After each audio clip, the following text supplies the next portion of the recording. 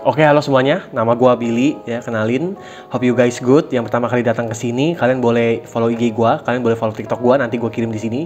Jadi sejujurnya di channel ini, kedepannya gua bakal bahas tentang keuangan, ekonomi, makro, kondisi dan lain-lain, dan investasi juga supaya bisa bantu kalian. Awal video gua itu gua buat konsep tentang inflasi. Jadi apa itu sih inflasi? Inflasi itu kan pertumbuhan ekonomi yang terlalu tinggi, ya. Sekarang di video ini gue bakal bahas tentang deflasi, kebalikannya daripada inflasi. Apa sih maksudnya? Nah, kalau misalnya inflasi, tadi gue jelasin kan pertumbuhan ekonomi yang terlalu tinggi gitu ya, pertumbuhan ekonomi yang terlalu cepat, alias harga barang itu pada naik. Dan kalau deflasi itu kebalikannya, di mana harga-harga barang itu semuanya pada turun dan pertumbuhan ekonomi itu melambat. Nah, kebayang nggak tuh kalian gimana kalau harga barang itu tiba-tiba pada turun ya? Biasa kalau misalnya bensin naik, rokok naik, pajak naik. Nah, ini tuh kondisi di mana semua harga barang itu pada turun. Memang mungkin beberapa dari kalian gue tahu pasti senang gitu ya, barang harganya pada turun. Yang tadinya kalian beli nasi goreng sepiring dapat 15.000, ini harganya jadi dapat 2. Memang gue tahu ini sangat menyenangkan bagi konsumen ya kan, bagi hal-hal yang konsumtif terutama ya kan. Tapi gue bisa jamin ini bisa merugikan dari pihak si produsen atau perusahaan yang produksi atau mendistribusikan barangnya. Karena harga jualnya mereka harus jual murah terpaksa gitu. Tapi tenang aja, nanti gue bakal lebih bahas lebih lengkap lagi, lebih rinci lagi supaya kalian lebih ngerti nih apa itu deflasi dan apa itu inflasi, perbedaannya di mana. Dan jadi apa aja sih yang bakal gue bahas di video ini? Yang pertama itu adalah penyebab deflasi. Yang kedua itu adalah kenapa deflasi itu merugikan produsen. Dan yang ketiga, apakah deflasi bisa menyebabkan resesi? Ya mungkin kalian tahu resesi itu apa. Dan yang keempat, cara mengatasi deflasi itu kayak gimana? Apa yang menjadi usaha pemerintah? Dan yang kelima terakhir, peristiwa deflasi di Indonesia.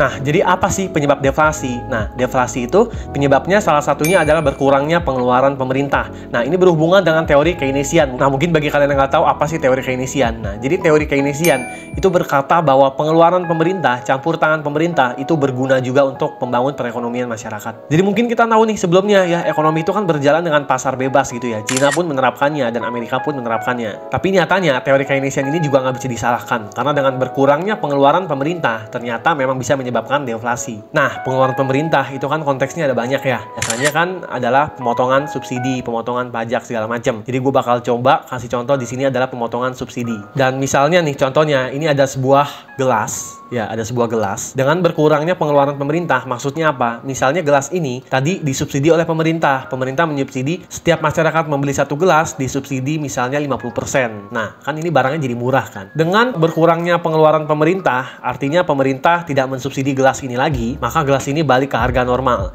Dan kalau gelas ini balik ke harga normal, mungkin gelas ini akan berat nih harganya bagi masyarakat. Masyarakat mungkin akan berpikir, gelas ini mahal gitu. Pemerintah udah nggak subsidi lagi. Jadi ngapain lah gue beli banyak-banyak gelas ini gitu kan. Yang pada akhirnya gelas ini nggak ada yang laku. Dan kalau gelas ini nggak ada yang laku, penjualnya pun mau nggak mau harus nurunin harganya gitu ya. Atau mungkin dapat profit kecil atau bahkan nggak mendapat keuntungan, hanya mencapai titik break even point. Nah, gue harap berkurangnya pengeluaran pemerintah ini kalian udah tahu ya konsepnya kayak gimana. Nah, yang kedua kira-kira apa sih penyebab deflasi? Nah, yang kedua itu adalah kegagalan pasar saham. Mungkin sebagian dari kalian udah tahu krisis depresi 1930, The Great Depression, itu berasal dari Amerika gitu ya. Karena orang-orang Amerika di sana banyak yang berspekulasi. Orang-orang Wall Street banyak tuh yang menipu masyarakat Amerika, yang pada akhirnya mayoritas masyarakat Amerika di sana itu banyak yang bermain saham. Jadi bener-bener semuanya itu bisa main saham gitu, nggak mungkin nggak main saham. Semuanya harganya pada naik dong karena didorong oleh pembelian masyarakat yang tinggi. Tapi pada akhirnya jatuhlah kepada 1930 itu pusatnya di mana Amerika mengalami krisis depression, di mana harga saham di situ semua pada jatuh dan terjadilah deflasi. Lalu kenapa nih kegagalan pasar saham ini bisa menyebabkan deflasi? Ini sambung sama poin yang ketiga penyebab deflasi. Banyak masyarakat yang memilih untuk menyimpan uangnya. Tadi kan gue bilang ya, masyarakat mayoritas di Amerika sana itu semuanya pada main saham. Dan mereka juga pasti bertaruh dalam jumlah uang yang lebih besar. Karena semakin mereka besar bertaruhnya, semakin keuntungan besar juga mereka dapatkan. Akhirnya pada 1930 itu perputaran ekonomi akhirnya jadi semakin melambat. Karena orang pada nyimpan uangnya semua ke saham. Jadi bisa dibilang mereka semua tuh banyak kan orangnya irit-irit gitu ya. Yang tadinya beli 2 hanya beli 1. Jadi perputaran uang gitu melambat. Dan ekonomi pun akhirnya jatuh turun dan terjadilah The Great Depression 1930. Poin yang keempat, kira-kira apa sih penyebab deflasi? Yang keempat adalah selanjutnya suku bunga yang terlalu tinggi. Makanya sekarang itu kan ada berita ya, The Fed naikin suku bunga terlalu tinggi. Orang-orang pada panik, seluruh dunia pada panik. Kenapa? Karena dengan menaiknya suku bunga, orang-orang balik ke poin 3 tadi, banyak menyimpan uangnya. Karena gini ya, analoginya gini. Kalau misalnya dengan kita deposito yang tadinya 2%, tapi tiba-tiba suku bunga naik, karena yang gue tahu ya, suku bunga deposito itu kan floating ya, sesuai dengan kondisi market pada hari ini gitu kan, pada bulan-bulan ini. Dan akhirnya banyak nih masyarakat yang menyimpan uangnya di bank karena mereka berpikir dengan mereka menyimpan uangnya di bank mereka akan lebih untung karena bunganya itu lebih tinggi, kan suku bunga. Dengan banyaknya masyarakat yang menyimpan uang di bank karena suku bunga itu semakin tinggi, yang pada akhirnya adalah ekonomi pun semakin melambat dan bisa terjadi deflasi. Maka itulah sekarang yang menjadi permasalahan seluruh dunia, kenapa The Fed menaikkan suku bunga itu gila-gilaan, karena takut terjadinya deflasi. Penyebab deflasi yang terakhir ini adalah pertumbuhan ekonomi yang terjadi terlalu cepat dari uang beredar. Misalnya apa sih? Contohnya kita mungkin ambil teknologi. Banyak kan dari dulu itu pabrik-pabrik yang mempekerjakan para buruh, pabrik tekstil, pabrik segala macamnya, plastik, baja. Cuma dengan adanya pertumbuhan yang terlalu cepat nih ya, dengan adanya pertumbuhan teknologi, perkembangan zaman yang terlalu cepat, banyak pabrik-pabrik ini mengadopsi teknologi agar mereka lebih irit nih dalam membayar gaji gitu ya. Pada akhirnya apa? Buruh-buruh yang mungkin bisa digantikan oleh teknologi akhirnya di PHK. Jadi PHK massal itu besar-besaran ada di mana-mana, dan akhirnya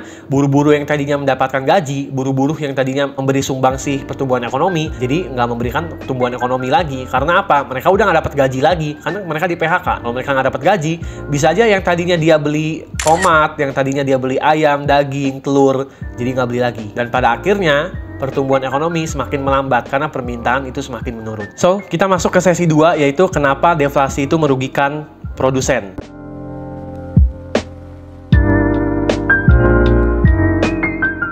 Jadi mungkin gue di sini sedikit akan ceritain juga siklusnya gitu ya. Kenapa deflasi ini bisa merugikan produsen. Jadi kan misalnya tadi karena penyebabnya peredaran uang sedikit gitu ya. Nah, peredaran uang sedikit itu karena apa? Karena masyarakat lebih memilih menabung. Masyarakat lebih memilih menyimpan uangnya dibanding dibelanjakan. Karena peredaran uang semakin sedikit, akhirnya permintaan pun semakin sedikit gitu ya. Masyarakat pada mengamankan uangnya tadi. Dengan masyarakat mengamankan uangnya, permintaan pun sedikit, jadi barang-barang yang terjual pun akhirnya sedikit. Barang yang terjual sedikit nih ya, penjual pasti kan nggak mungkin terus-terusan menjualan, tapi barang yang terjual sedikit. Dia rugi dong ya kan. Barangnya jadi nggak laku nih, akhirnya dia nurunin harga. Dan misalnya terus nggak laku, dia tetap turunin harganya terus sampai pada akhirnya laku. Bahkan dia bisa jual rugi juga. Nah, dengan produsen atau distributor yang menjual rugi juga ini, ya pada akhirnya produsen ini untung kecil atau bahkan malah merugi. Kalau dia merugi, kan dia nggak mungkin terus-terusan membuka bisnisnya. Akhirnya apa? PHK massal terjadi di mana-mana. Mereka banyak mem-PHK karyawannya. Yang penting mereka mendapatkan keuntungan. Atau bahkan beberapa perusahaan, beberapa toko-toko pun akhirnya bangkrut karena pertumbuhan ekonomi tidak merata. Dan kita lanjut ke sesi 3, yaitu apakah deflasi bisa menyebabkan resesi?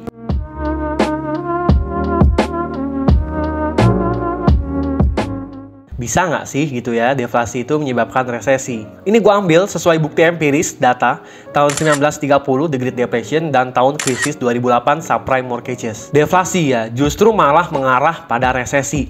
Karena deflasi itu pertumbuhan ekonomi yang agak melambat. Bahkan pertumbuhan ekonomi yang bisa turun gitu ya, bukan pertumbuhan, malah pengurangan gitu. Karena again apa sih gitu kan arti resesi? Nah, resesi itu kan artinya pertumbuhan ekonomi yang minus ke bawah selama 2 kuartal berturut-turut, alias PDB-nya itu turun nih selama 2 kuartal berturut-turut. Nah, mungkin bagi kalian nih yang belum tahu apa sih kira-kira PDB ya, itu adalah sebuah angka acuan ya dari semua aktivitas baik jasa maupun barang dagang maupun manufaktur yang ada di Indonesia, di satu negara lah, bukan di Indonesia aja. Dan bagaimana sih sebuah ekonomi itu bisa bertumbuh di suatu negara? Kan pasti banyak komponen-komponennya ya. Contohnya yang pertama nih, pasti adalah investasi. Yang kedua, pasti adalah belanja atau pemasukan negara nih. Yang ketiga, itu adalah belanja masyarakat. Yang keempat, itu ekspor dikurang oleh impor. Yang terakhir, yang kelima. Jadi itulah PDB, dan kalau PDB tersebut biasanya positif atau bahkan biasanya per kuartal itu biasanya naik, itu menandakan bahwa pertumbuhan ekonomi itu semakin baik, semakin positif. Tapi kalau PDB-nya turun, apalagi 2 kuartal berturut-turut, itu artinya menandakan resesi terjadi.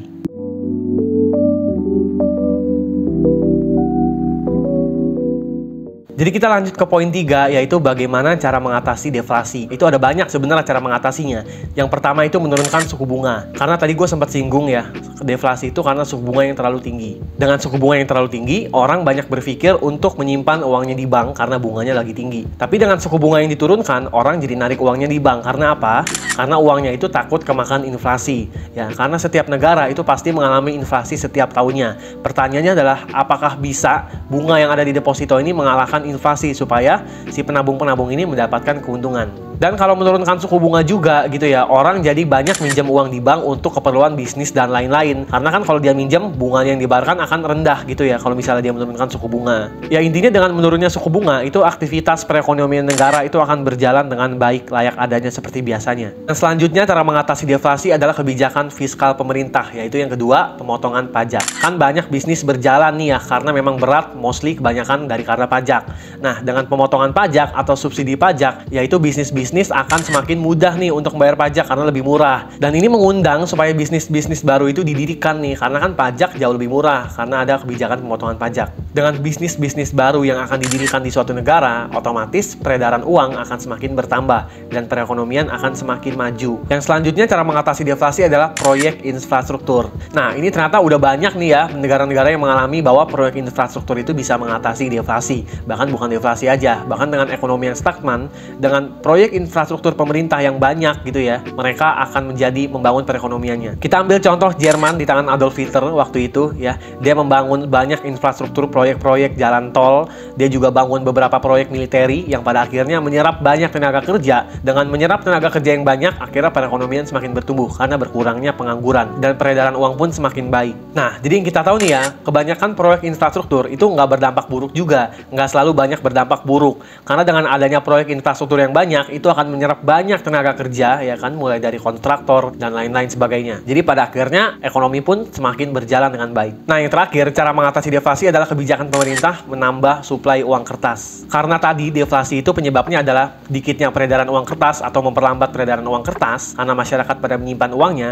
Dan dengan cara menambah suplai uang kertas di peredaran ekonomi masyarakat, ini bisa mengurangi atau mengatasi deflasi. Dengan cara apa nih menambah suplai uang kertas? Nah, jadi tugas bank sentral yang kita tahu dia berotoritas untuk menambah suplai uang kertas kan dengan mencetak uang kertas. Kemudian bank sentral ini bisa membeli surat-surat berharga nih dari bank ya. Bank-bank misalnya bank-bank besar lah yang kita tahu. Dengan bank sentral membeli surat-surat berharga dari bank, akhirnya kan bank sentral harus mengeluarkan uang nih kepada bank-bank besar tersebut mengeluarkan suplai uang yang pada akhirnya uang pun berhasil beredar.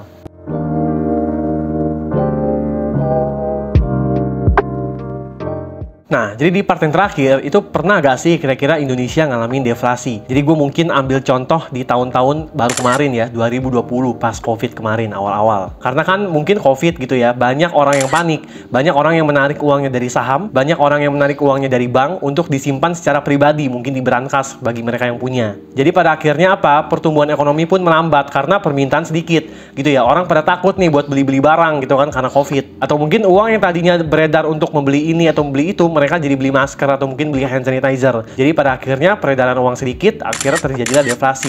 Tapi pada saat itu Indonesia nggak terlalu besar deflasinya. Makanya waktu itu kan pernah ada berita tuh ya, Indonesia pernah ngalamin resesi di 2020 atau 2021 gitu, gua agak lupa. Nah, kesimpulannya apa sih?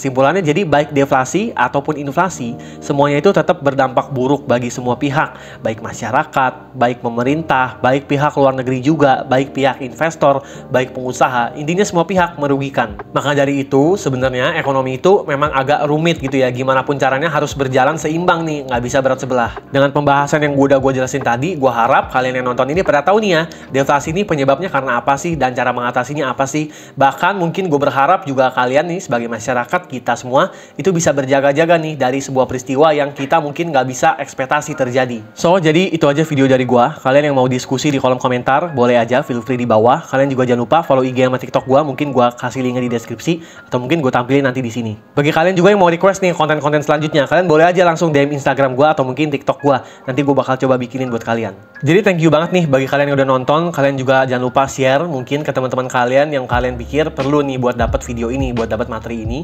Dan have a nice day bagi kalian dimanapun kalian berada.